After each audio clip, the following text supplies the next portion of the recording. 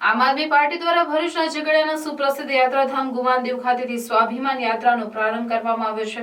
આ યાત્રા 21 દિવસ સુધી ભરૂચ લોકસભામાં આવતા વિવિધ વિસ્તારોમાં ફરશે। લોકસભા 2024ની ચૂંટણી નજીક આવી રહી છે ત્યારે દરેક રાજકીય પક્ષો દ્વારા કવાયત હાથ ધરવામાં આવી છે, જેના ભાગરૂપે આમ આદમી પાર્ટી દ્વારા સ્વાભિમાન યાત્રાનું આયોજન કરવામાં આવ્યું છે। ભરૂચના ઝઘડિયા ખાતે આવેલ સુપ્રસિદ્ધ યાત્રાધામ ગુમાનદેવ ખાતેથી આ યાત્રાનો પ્રારંભ કરવામાં આવ્યો હતો, જેમાં આપના પૂર્વ પ્રદેશ પ્રમુખ ગોપાલ ઇટાલિયા, આમ આદમી પાર્ટીના ધારાસભ્ય અને ભરૂચ લોકસભા બેઠકના ઉમેદવાર ચૈતર વસાવા આગેવાનો તેમજ કાર્યકરો મોટી સંખ્યામાં જોડાયા હતા। આ યાત્રા 21 દિવસ સુધી ભરૂચ લોકસભામાં આવતા વિવિધ વિસ્તારોમાં ફરશે અને જનસંપર્કનું કાર્ય કરવામાં આવશે। 21 દિવસ બાદ યાત્રાનું દેવમોગરા માતાજીના મંદિર ખાતે યાત્રાની પૂર્ણાહુતિ કરાશે। આ અંગે આમ આદમી પાર્ટીના ધારાસભ્ય ચૈતર વસાવાએ જણાવ્યું હતું કે ભાજપ સરકારની નિષ્ફળતાઓ લોકો સુધી પહોંચાડવા માટે આ યાત્રાનું આયોજન કરવામાં આવ્યું છે। તો સાથે જ ઇન્ડિયા ગઠબંધનને લઈને પણ તેઓએ મોટું નિવેદન આપ્યું હતું। તેઓએ જણાવ્યું હતું કે રાષ્ટ્રીય કક્ષાએ સીટ શેરિંગને લઈને વાતચીત ચાલી રહી છે અને ભરૂચ બેઠક પર પણ આપ અને કોંગ્રેસ સાથે મળીને ભાજપને હરાવવા પ્રયત્ન કરશે। ભરૂચ લોકસભા બેઠક પર કોંગ્રેસ દ્વારા પણ પોતાના ઉમેદવાર માટે દાવો કરવામાં આવી રહ્યો છે। ત્યારે આ અંગે આમ આદમી પાર્ટીના પૂર્વ પ્રદેશ અધ્યક્ષ ગોપાલ ઇટાલિયાએ જણાવ્યું હતું કે ચૂંટણીના સમયમાં દાવો સૌ કોઈ કરે છે, પરંતુ અહીંના જે હીરો છે તે ચૈતર વસાવા છે અને લોકો તેમને ચૂંટીને સંસદમાં મોકલશે। આવનાર 21 દિવસ આ યાત્રા ભરૂચ લોકસભામાં ફરનાર છે અને 13મી માર્ચ જે દિવસે મારો જન્મદિવસ છે તે દિવસે દેવમોગરા માતાજીના દર્શન કરીને આ યાત્રાનું સમાપન થવાનું છે। ત્યારે અમે ભરૂચ લોકસભાના દરેક વિસ્તારોમાં ફરવાના છે, લોકોને મળવાના છે, એમની સાથે તંદુરસ્ત ચર્ચાઓ કરવાના છે અને આવનાર લોકસભામાં વધારે ને વધારે લોકોનું જન સમર્થન અમને મળે અને લોકસભા અમે જીતીએ એ તરફ આજે શુભ શરૂઆત કરીને અમે આગળ વધી રહ્યા છે।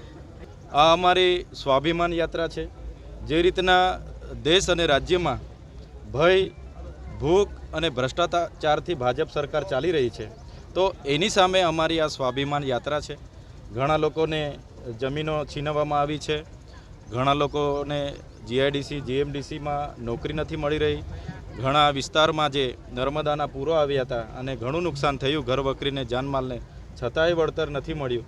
ત્યારે આજે અમે લોકોની વચ્ચે જઈએ છીએ અને ચોક્કસ આવનાર દિવસોમાં લોકસભામાં અમે જીતવાના છે। ત્યારે જે રીતના ધારાસભ્ય બન્યા પછી ક્યારેય અમે એક દિવસ પણ આરામ નથી કર્યો, એવી જ રીતના લોકસભા જીતીને પણ લોકોની વચ્ચે રહીશું, લોકોની નાની મોટી સમસ્યામાં ન્યાય આપવાનું કામ કરીશું અને લોકો માટે સડકથી લઈને સદન સુધી આદિવાસી સમાજ હોય, માઇનોરિટી હોય, દલિત હોય, ખેડૂત હોય, વેપારી હોય કે મહિલા હોય, તમામ માટે અમે અવાજ બનીને સંસદ ભવનમાં ગુંજીશું। એ રીતના અમે આજે આગળ પ્રયાસ કરી રહેલા છે। ઇન્ડિયા એલાયન્સનું ગઠબંધન છે, રાષ્ટ્રીય કક્ષાના નેતાઓ સીટ શેરિંગને લઈને બેઠકોનો દોર ચાલુ છે।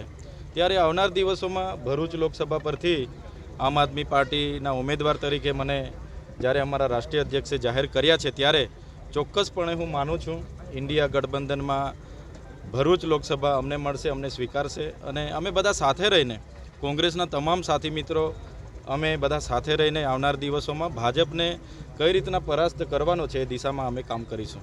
ઇન્ડિયા એલાયન્સનું ગઠબંધન છે અને ગઠબંધનની તમામ બાબતો પર સહમતિ થઈ ગઈ છે, ત્યારે ભરૂચ લોકસભા પર બી સહમતિ થઈ જશે અને ટૂંક જ સમયમાં એ સમાચાર પણ આપણી વચ્ચે આવી જશે। ત્યારે અમે કોંગ્રેસના અને આમ આદમી પાર્ટીના આગેવાનો બધા ખભે ખભા મિલાવીને આગળ વધવાના છે। ભાવિ સાંસદ બનવાના આશીર્વાદ ગુમાનદેવ દાદા પાસે માગી અને આજથી યાત્રાની શરૂઆત થવા જઈ રહી છે। ગુજરાતમાં ઘણા વર્ષોથી લોકો એક મજબૂત દમદાર નેતૃત્વ અને દમદાર પાર્ટીને ઝંખી રહ્યા હતા। 2022ની વિધાનસભાની ચૂંટણીમાં એ દમદાર પાર્ટી અને દમદાર નેતા એટલે કે ચૈતરભાઈ અને આમ આદમી પાર્ટી આપણને મળ્યા છે। એનો સમગ્ર ગુજરાતમાં ખૂબ હરખ છે, ઉત્સાહ છે।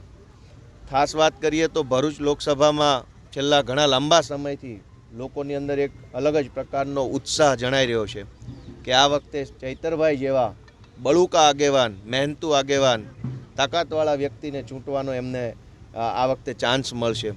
ભગવાન પાસે અમે આશીર્વાદ માગ્યા છે, પ્રાર્થના કરી છે કે ભ્રષ્ટાચાર નાબૂદ કરવાની અમારી લડાઈમાં ભગવાન અમને આશીર્વાદ આપે, ગુમાનદેવ દાદા અમને શક્તિ આપે કે અમે આ તાનાશાહો સામે લડી શકીએ અને અમે બધાએ સહિયારી મહેનત કરીને, સહિયારો સંઘર્ષ કરીને ગુજરાતમાંથી સૌથી પહેલાં સાંસદ આમ આદમી પાર્ટીના ચૈતરભાઈને બનાવીએ એવી પ્રાર્થના કરી. ચૂંટણી છે, દાવો કરવો સૌનો અધિકાર છે, નક્કી જનતા કરવાની છે અને જનતા કોની સાથે છે એ બધા જાણે છે. આજે ચૈતરભાઈ ખાલી અહીંયા હાજર છે તો અમને જોવા માટે 200, 500, 2-5 હજાર લોકો આવતા હોય છે, તો દાવો હું કરી દઉં કે ગોપાલભાઈ ભરૂચથી લડશે, પણ એનો કોઈ મતલબ નથી ને.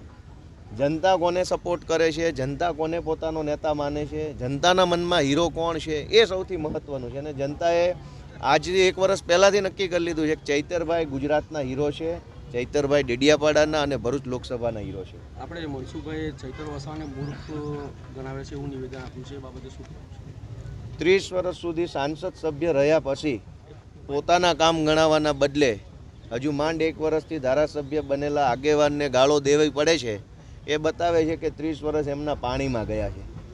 ચૈતરભાઈ તો હમણાં ધારાસભ્ય બન્યા, એમને ગાળો દેવાની કે મૂર્ખ કહેવાની ક્યાં જરૂર છે? અને ચૈતરભાઈને મૂર્ખ કહેવાથી આદિવાસી સમાજનું ક્યાં ભલું થવાનું છે? આદિવાસી સમાજે 30 વર્ષ તો મનસુખભાઈને આપ્યા છે. કામ કર્યું હોત તો કામનું લિસ્ટ લઈને બેસવું હતું ગામના ચોરે કે ગામના ચોકમાં અને આપવું હતું આખા આદિવાસી સમાજને કામનું લિસ્ટ. કામનું લિસ્ટ નથી મનસુખભાઈ પાસે, એટલે ચૈતરભાઈને ગાળો આપી અને હવે ચૂંટણી જીતવાની કોશિશ કરતા હોય એવું લાગે છે.